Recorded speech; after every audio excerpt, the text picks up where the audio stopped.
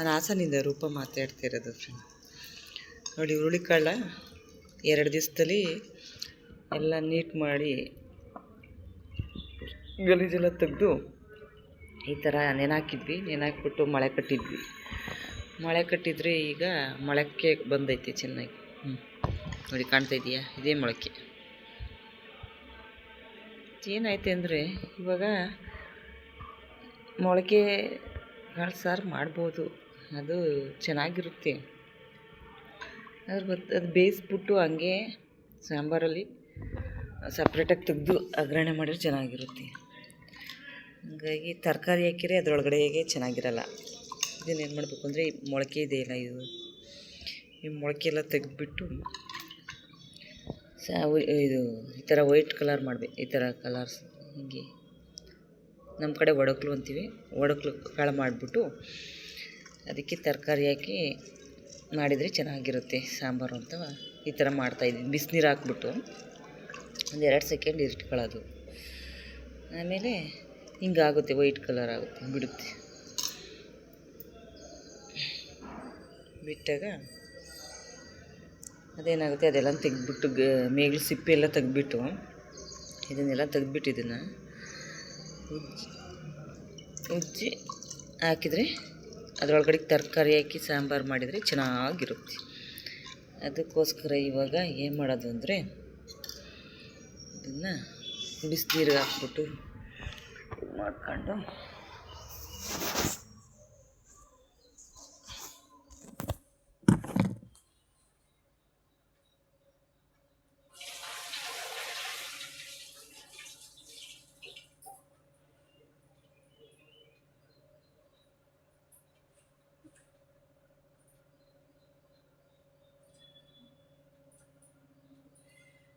ಬಿಸಿನೀರಿಗೆ ಹಾಕಿ ಚೆನ್ನಾಗಿ ಇದು ಮಾಡಿ ಇವಾಗ ಇದಕ್ಕೊಂದು 4 ಆಲೂಗೆಡ್ಡೆ, ಟೊಮೊಟೊ ಎಲ್ಲ ಹಾಕಬೇಕು. ಎಲ್ಲ ಗಲೀಜೆಲ್ಲ ಐತೆ, ಆಲೂಗೆಡ್ಡೆ ಎಲ್ಲ ತೆಗಿಬೇಕೀಗ. ಅದು ಎರಡನೇ ಬ್ಲಾಕ್ ಕಲರು ನೆಲಕ್ಕೆ ಹಾಕ್ಬಿಟ್ಟವ್ರು, ಅದಕ್ಕೆ ಬ್ಲಾಕ್ ಐತೆ ಆಲೂಗೆಡ್ಡೆ. ಇವಾಗೆಲ್ಲ ಚೆನ್ನಾಗಿ ಇದನ್ನು ಹಿಚ್ಕಬೇಕು. ಹಿಚ್ಕಿ ವೈಟ್ ಕಲರ್ ಮಾಡಬೇಕು, ಇಲ್ಲಾಂದರೆ ಹಂಗೆ ಇರುತ್ತೆ ಮೊಳಕೆ. ಮೊಳೆ ಕಟ್ಟಿದ ಸಾಂಬಾರು ಅಂತ. ಇದು ಇದಕ್ಕೆ ನೀರು ಹಾಕ್ಬೇಕು. ಜಾಸ್ತಿ ಬಿಸಿ ನೀರು ಹಾಕಿದರೆ ಬೇಗ ಬಿಡುತ್ತೆ ಇದು, ಇಲ್ಲಾಂದರೆ ಬಿಡೋಲ್ಲ. ಜಾಸ್ತಿ ಬಿಸಿ ನೀರು ಹಾಕಬೇಕು. ಸ್ವಲ್ಪ ಬಿಸಿಗೆ ಹಾಕಿಬಿಟ್ರೆ ಬೇಗ ಬಿಡುತ್ತೆ ಕಲರ್ ಆಗುತ್ತೆ. ಎಂಥ ಮಜಾ ಇದಾಗ್ತೈತಿ ಅಂದರೆ ಎಕ್ಸಸೈಜ್ ಆಗ್ತೈತಿ ಬೆರಳಿಗೆಲ್ಲವ. ಇವಾಗ ಬೆರಳಿಗೆಲ್ಲ ಎಕ್ಸಸೈಜ್ ಆಗ್ತೈತಿ.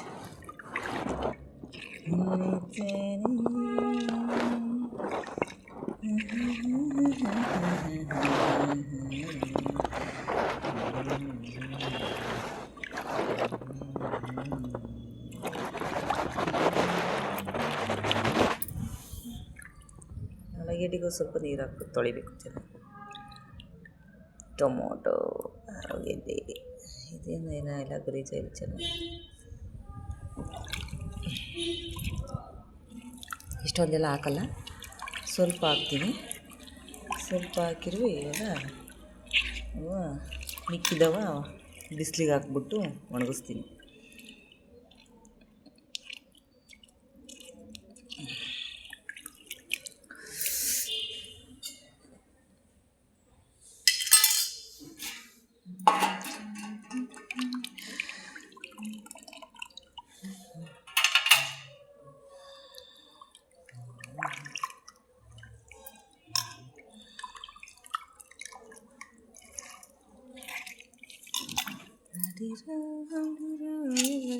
ಇಟ್ಟಿಲ್ಲ ಇನ್ನೂ ಸ್ವಲ್ಪ ಬಿಡಲಿ. ಇಲ್ಲಿಲ್ಲ ಬಿಟ್ಟಿಲ್ಲ, ಬಿಸಿ ನೀರು ತರಬೇಕು.